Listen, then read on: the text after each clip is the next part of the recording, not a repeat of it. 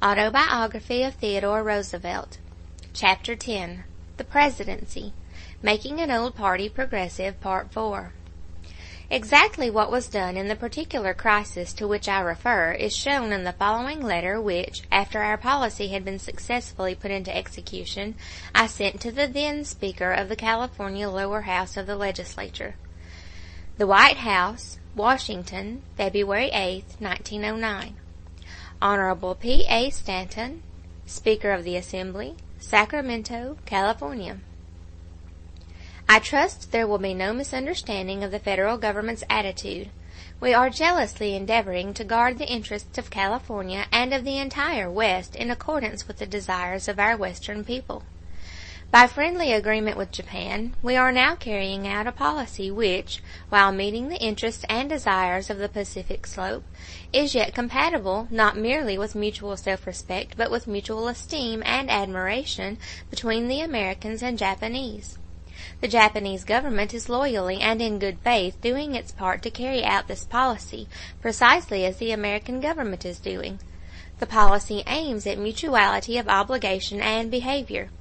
In accordance with it, the purpose is that the Japanese shall come here exactly as Americans go to Japan, which is, in effect, that travelers, students, persons engaged in international business, men who sojourn for pleasure or study, and the like, shall have the freest access from one country to the other, and shall be sure of the best treatment, but that there shall be no settlement in mass by the people of either country in the other.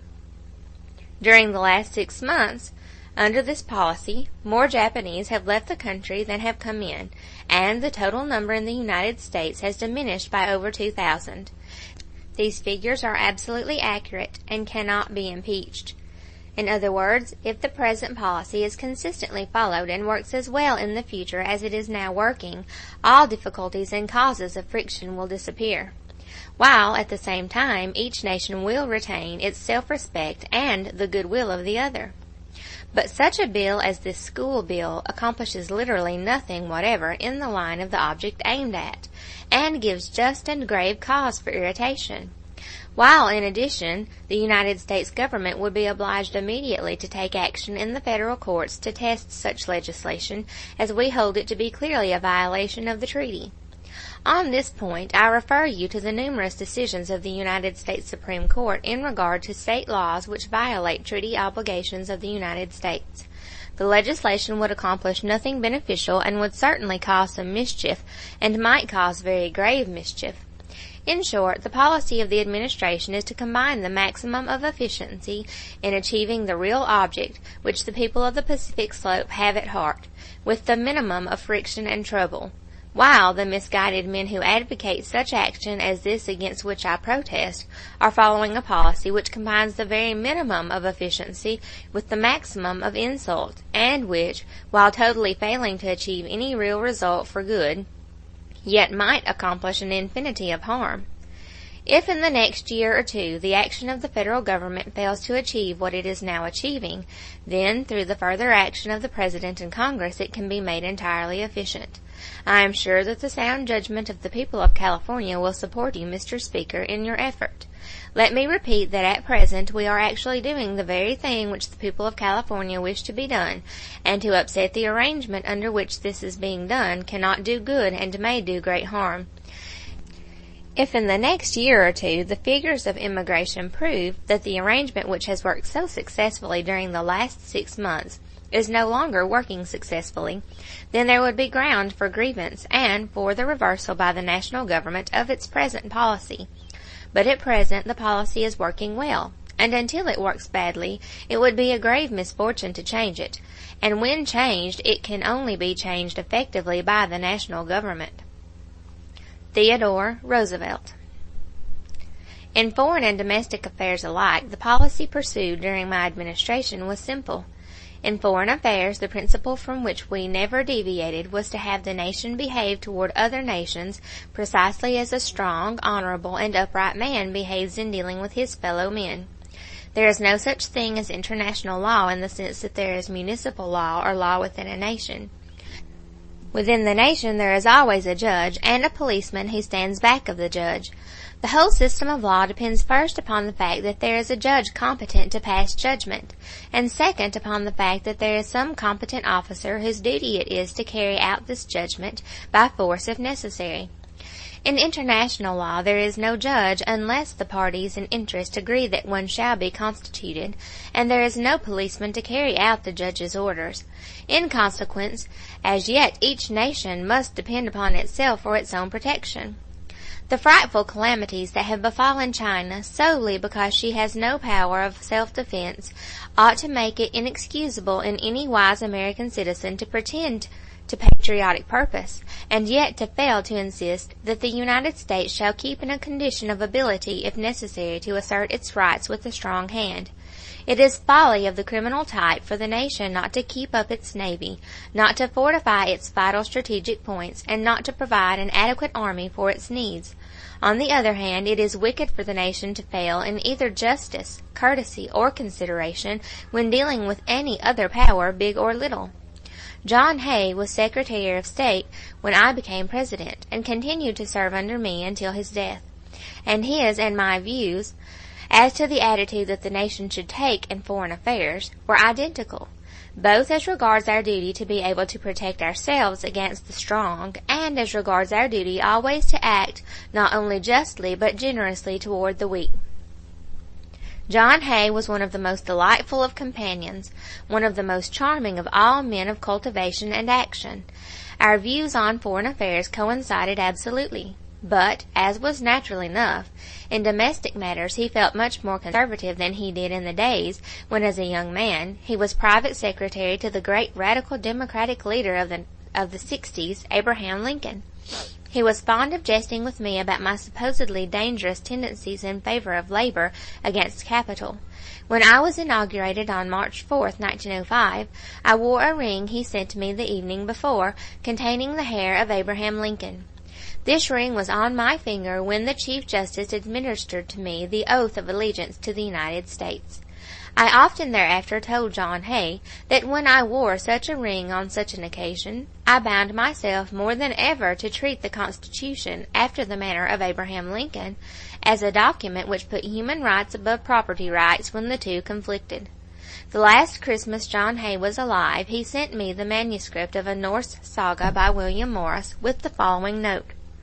Christmas Eve, 1904.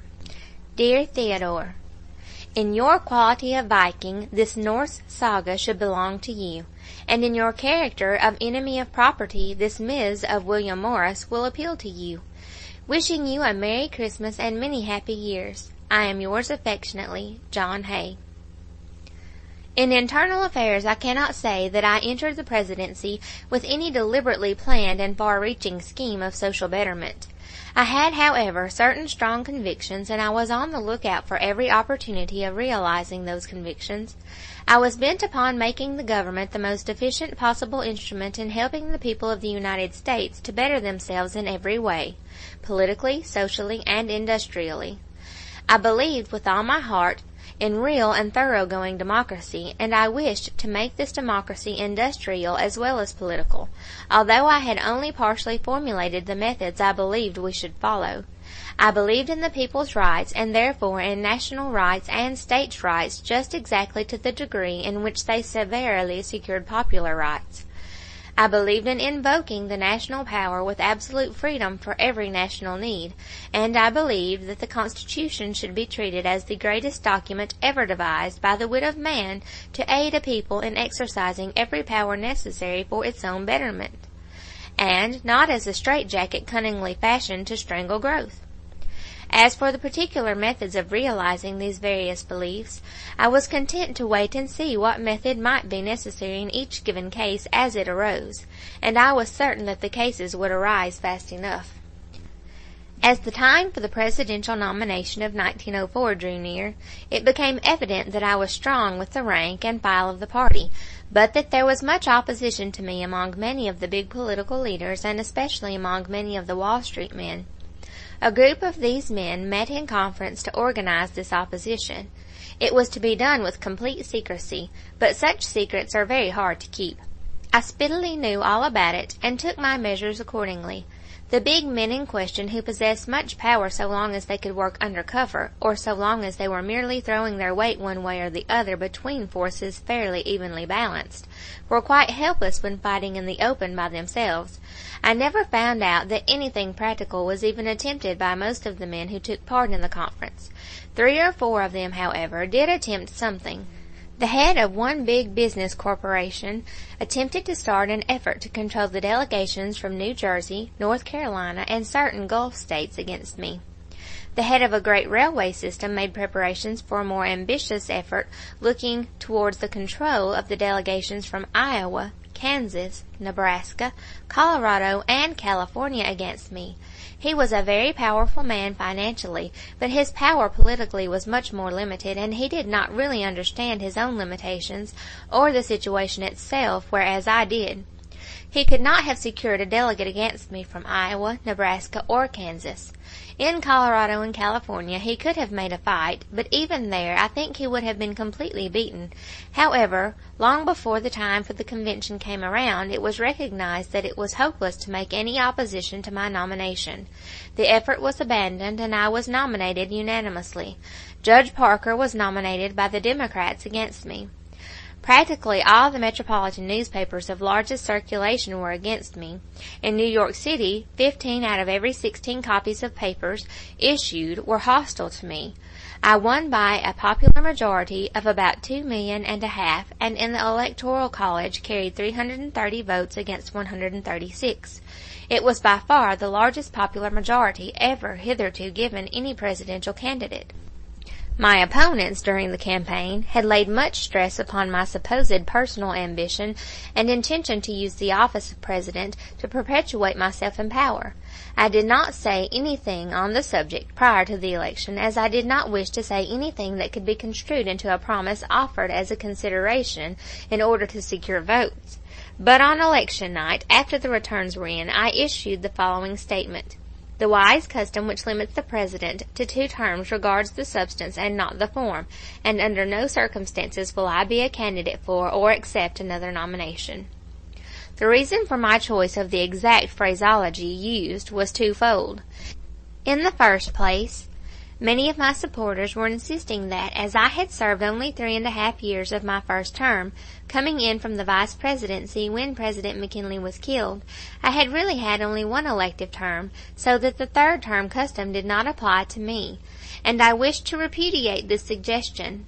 I believed then, and I believe now, the 3rd term custom or tradition to be wholesome, and therefore I was determined to regard its substance, refusing to quibble over the words usually employed to express it. On the other hand, I did not wish simply and specifically to say that I would not be a candidate for the nomination of 1908. Because, if I had specified the year when I would not be a candidate, it would have been widely accepted as meaning that I intended to be a candidate some other year, and I had no such intention, and had no idea that I would ever be a candidate again. Certain newspaper men did ask me if I intended to apply my prohibition to 1912, and I answered that I was not thinking of 1912, nor of 1920, nor of 1940, and that I must decline to say anything whatever except what appeared in my statement.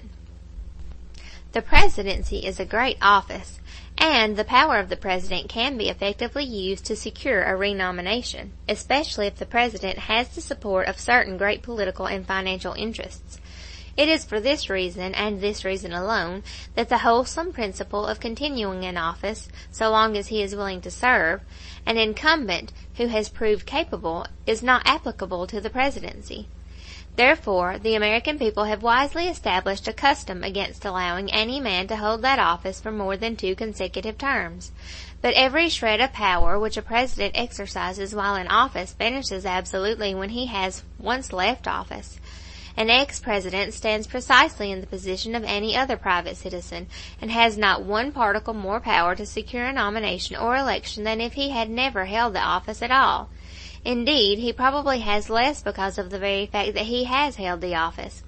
Therefore, the reasoning on which the anti-3rd term custom is based has no application whatever to an ex-president, and no application whatever to anything except consecutive terms.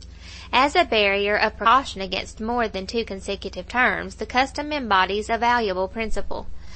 Applied in any other way, it becomes a mere formula, and like all formulas, a potential source of mischievous confusion. Having this in mind, I regarded the custom as applying practically, if not just as much, to a president who had been 7.5 years in office as to one who had been 8 years in office.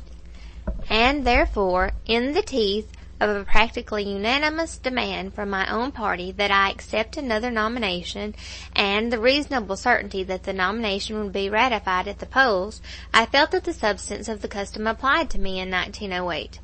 On the other hand, it had no application whatever to any human being save where it was invoked in the case of a man desiring a third consecutive term.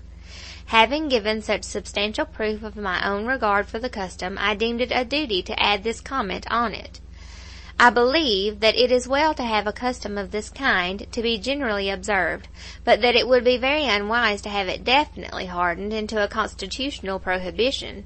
It is not desirable ordinarily that a man should stay in office 12 consecutive years as president, but most certainly the American people are fit to take care of themselves and stand in no need of an irrevocable self-denying ordinance. They should not bind themselves never to take action which under some quite conceivable circumstances it might be to their great interest to take. It is obviously of the last importance to the safety of a democracy that in time of real peril it should be able to command the service of every one among its citizens in the precise position where the service rendered will be most valuable. It would be a benighted policy in such event to disqualify absolutely from the highest office a man who, while holding it, had actually shown the highest capacity to exercise its powers with the utmost effect for the public defense. If, for instance, a tremendous crisis occurred at the end of the second term of a man like Lincoln, as such a crisis occurred at the end of his first term, it would be a veritable calamity if the American people were forbidden to continue to use the services of the one man whom they knew and did not merely guess could carry them through the crisis. The third term tradition has no value whatever except as it applies to a third consecutive term. While it is well to keep it as a custom, it would be a mark both of weakness and unwisdom for the American people to embody it into a constitutional provision which could not do them good and on some given occasion might work real harm. There was one cartoon made while I was president in which I appeared incidentally that was always a great favorite of mine. It pictured an old fellow with chin whiskers, a farmer, in his shirt sleeves, with his boots off, sitting before the fire, reading the president's message. On his feet were stockings of the kind I have seen hung up by the dozen in Joe Ferris's store at Medora, in the days when I used to come into town and sleep in one of the rooms over the store. The title of the picture was His Favorite Author. This was the old fellow whom I always used to keep in mind. He had probably been in the Civil War in his youth. He had worked hard ever since he left the army. He had been a good husband and father. He had brought up his boys and girls to work. He did not wish to do injustice to anyone else, but he wanted justice done to himself and to others like him, and I was bound to secure that justice for him if it lay in my power to do so. I believe I realized fairly well this ambition. I shall turn to my enemies to attest the truth of this statement. The New York Sun, shortly before the National Convention of 1904, spoke of me as follows: President Roosevelt holds that his nomination by the National Republican Convention of 1904 is an assured thing. He makes no concealment of his conviction, and it is unreservedly shared by his friends. We think President Roosevelt is right. There are strong and convincing reasons why the President should feel that success is within his grasp. He has used the opportunities that he found or created, and has used them with consummate skill and undeniable success. The President has disarmed all his enemies. Every weapon they had, new or old, has been taken from them and added to the now unassailable Roosevelt arsenal. Why should people wonder that Mr. Bryan clings to silver? Has not Mr. Roosevelt absorbed and sequestered every vestige of the Kansas City platform that had a shred of practical value? Suppose that Mr. Bryan had been elected president. What could he have accomplished compared with what Mr. Roosevelt has accomplished? Will his passionate followers pretend for one moment that Mr. Bryan could have conceived, much less enforced, any such pursuit of the trust as that which Mr. Roosevelt has just brought to a triumphant issue? Will Mr. Bryan himself intimate that the federal courts would have turned to his projects the friendly countenance which they have lent to those of Mr. Roosevelt? Where is government by injunction gone to? The very emptiness of that once potent phrase is beyond description. A regiment of Bryans could not compete with Mr. Roosevelt in harrying the trusts, in bringing wealth to its knees, and in converting into the palpable actualities of action the wildest dreams of Bryan's campaign orators. He has outdone them all. And how utterly the President has routed the pretensions of Bryan and of the whole Democratic horde in respect to organized labor. How empty were all their professions, their mouthings and their howlings in the face of the simple and unpretentious achievements of the President. In his own straightforward fashion he inflicted upon capital, in one short hour of the coal strike, a greater humiliation than Bryan could have visited upon it in a century. He is the leader of the labor unions of the United States. Mr. Roosevelt has put them above the law and above the Constitution, because for him they are the American people. This last, I need hardly say, is merely a rhetorical method of saying that I gave the labor union precisely the same treatment as the corporation.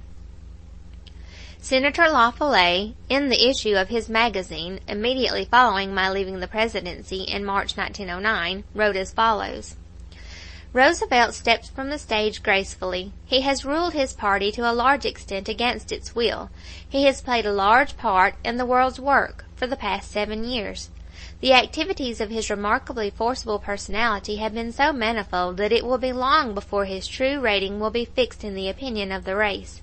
He is said to think that the 3 great things done by him are the undertaking of the construction of the Panama Canal and its rapid and successful carrying forward, the making of peace between Russia and Japan, and the seeing around the world of the fleet. These are important things, but many will be slow to think them his greatest services. The Panama Canal will surely serve mankind when in operation, and the manner of organizing this work seems to be fine. But no one can say whether this project will be a gigantic success or a gigantic failure, and the task is one which must, in the nature of things, have been undertaken and carried through some time soon, as historic periods go, anyhow. The Peace of Portsmouth was a great thing to be responsible for, and Roosevelt's good offices undoubtedly saved a great and bloody battle in Manchuria. But the war was fought out, and the parties ready to quit, and there is reason to think that it was only when this situation was arrived at that the good offices of the President of the United States were, more or less, indirectly invited. The fleet's cruise was a strong piece of diplomacy, by which we informed Japan that we will send our fleet wherever we please and whenever we please. It worked out well. But none of these things, it will seem to many, can compare with some of Roosevelt's other achievements. Perhaps he is loath to take credit as a reformer, for he is prone to spell the word with question marks and to speak despairingly of reform. But for all that, this contemner of reformers made reform respectable in the United States, and this rebuker of muckrakers has been the chief agent in making the history of muckraking in the United States a national one, conceded to be useful. He has preached from the White House many doctrines, but among them he has left impressed on the American mind the one great truth of economic justice, couched in the pithy and stinging phrase, the square deal. The task of making reform respectable in a commercialized world, and of giving the nation a slogan in a phrase, is greater than the man who performed it is likely to think. And then there is the great and statesmanlike movement for the conservation of our national resources, into which Roosevelt so energetically threw himself at a time when the nation as a whole knew not that we were ruining and bankrupting ourselves as fast as we can. This is probably the greatest thing Roosevelt did, undoubtedly. This globe is the capital stock of the race. It is just so much coal and oil and gas. This may be economized or wasted. The same thing is true of phosphates and other mineral resources. Our water resources are immense, and we are only just beginning to use them. Our forests have been destroyed. They must be restored. Our soils are being depleted. They must be built up and conserved. These questions are not of this day only, or of this generation. They belong all to the future. Their consideration requires that high moral tone which regards the earth as the home of a posterity to whom we owe a sacred duty. This immense idea Roosevelt, with high statesmanship, dinned into the ears of the nation until the nation heeded. He held it so high that it attracted the attention of the neighboring nations of the continent, and will so spread and intensify that we will soon see the world's conferences devoted to it. Nothing can be greater or finer than this.